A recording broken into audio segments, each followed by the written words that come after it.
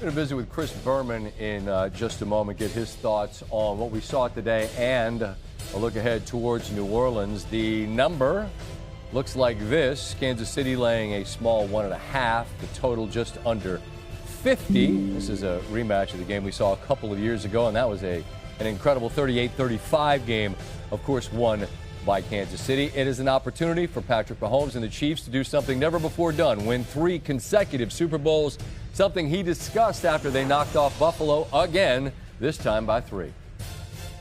It's just so hard to get to the Super Bowl, and I don't take it for granted. And to be able to do it again at Arrowhead was special. I mean, last year it was awesome. You get there and you win it, but you're at a different stadium. And then being able to win it at Arrowhead, and then you get that trophy on that stage, and you look around, and there's not a seat empty. It is a special place, and I'm glad that I get to be a part of Chiefs Kingdom and here in Kansas City because these moments that I'll have for the rest of my life. I mean, it's obviously really cool. That's your goal, is to win in the postseason. But I've been blessed to be on a lot of great football teams with a lot of great coaches and a great organization. And I just try to maximize every moment because you never know when it's going to be your last one. I know I'm a long way from Tom, so I'll try to do whatever I can to get close to that.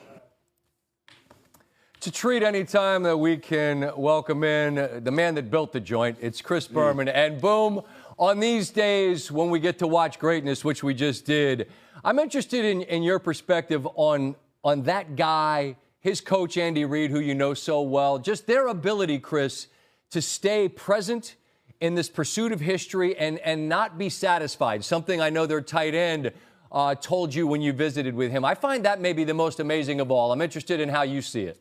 Well, first of all, pleasure to be talking Super Bowl and playoffs with you, NFL football. You've done a great job all year.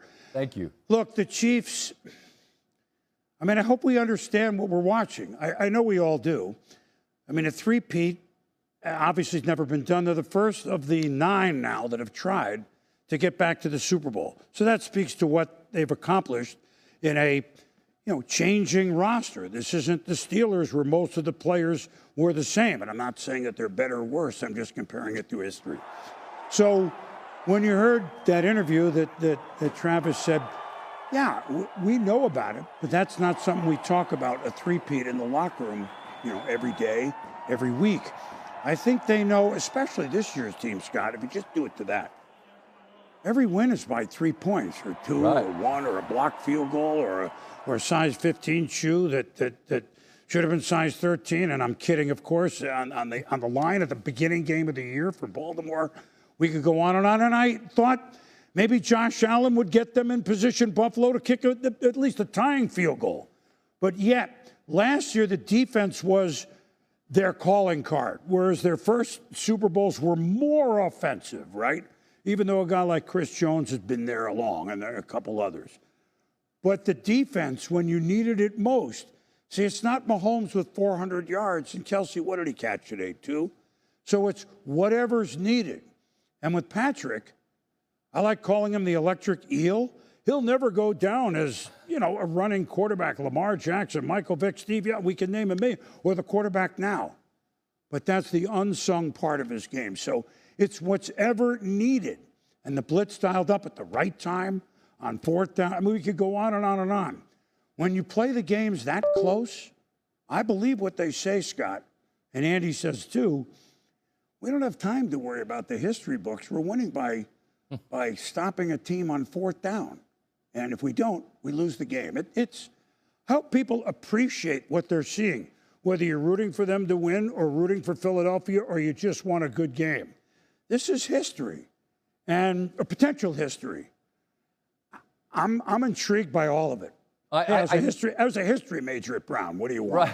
Right. I made the point last week, Boom, when we were there for Countdown, that it seems that the folks from Arrowhead truly understand that this is the sweet spot. They're in the midst of something not before seen, and they do seem to appreciate what it is. And because of Mahomes and Andy and Spags in this defense, they have this remarkable ability to win these games that are there to be lost potentially. On the other side of it, and I said this in the beginning segment of the show, I truly feel for Buffalo. This is a team certainly good enough to win, right? They're every bit as good as this team. They proved it in the regular season, but then in this postseason, they're not able to solve this riddle. And I just wonder, circle the wagons and all that, man. At some point, something good will happen for that city and that franchise. I just wonder how you survive one gut punch after another. Well, this gut punch, they got farther. That's not going to make it easier tonight, tomorrow, or Tuesday, that's for sure. They were ready to go to the airport. There'll be 10,000+ if they won going home. Right. You know, I said this at the end of primetime with Booger, Scotty. Didn't it seem like Peyton Manning was 0-10 in the playoffs against Tom Brady? He was just 0-2, but didn't it seem that he was 0-10? And then all of a sudden, they won one. And that, look, and they ended up Peyton 3, Tom 2. This is really the only modern-day comparison we can get to if you just look at the two quarterbacks. What were the Bills missing to put them over the hump?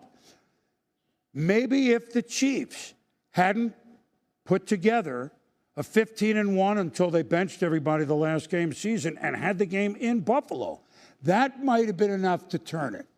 But Kansas City increased their odds, and by being home, they played only Buffalo or Baltimore, had that game turned out differently, but not both.